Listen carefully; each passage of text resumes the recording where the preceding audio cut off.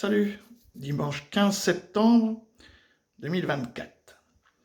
Bon, ça ressemble franchement à la fin de l'Europe, hein, parce que vu que l'Allemagne et la France, ce sont les moteurs de l'Europe, et si l'Allemagne commence à se mettre en retrait de l'Europe, c'est la fin.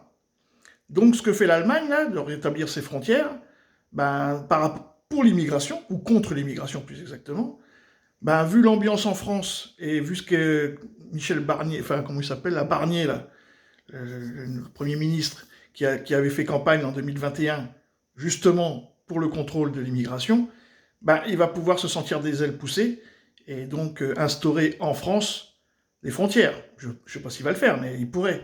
Mais l'Italie aussi, puisque Mélanie, elle s'était fait élire sur la fin de l'immigration. À partir où personne ne le fait, et à ce moment-là, c'est l'Europe de la liberté, Schengen, je sais pas quoi, leur histoire, là, où il y a un pays qui le fait, qui sait, parce que vous allez voir la carte, il s'est entièrement fermé, l'Allemagne s'est entièrement fermée. À ce moment-là, les autres vont se dire, si l'Allemagne le fait, je vais le faire aussi. Mais ça, c'est la fin de l'Europe. Sauf des financiers, hein. Ou alors ils sont en train de préparer aussi la fin de la finance, parce que si on sort de l'Europe, pourquoi garder une monnaie, quoi?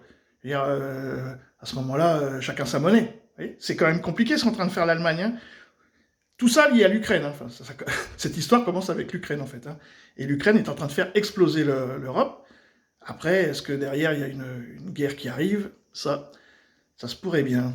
De demain ses contrôles à l'ensemble de ses frontières, dont la France, terminer le principe de libre circulation avec ses voisins pendant au moins 6 mois, les précisions de Jean-Luc Thomas.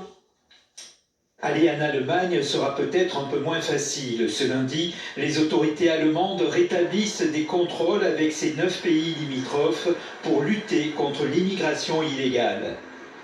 Nous allons étendre nos contrôles temporaires à toutes les frontières terrestres de l'Allemagne. Cette mesure permettra de limiter davantage l'immigration irrégulière et de se prémunir contre les graves dangers que représente la terreur islamiste.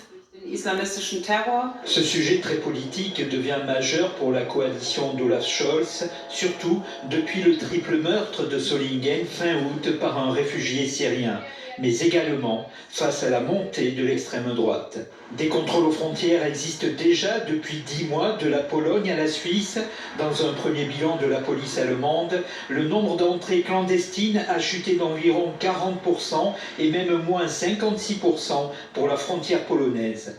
Donc à compter du 16 septembre et pour 6 mois, cette dérogation temporaire aux règles de l'espace Schengen risque de tendre les relations entre l'Allemagne et l'ensemble de ses voisins.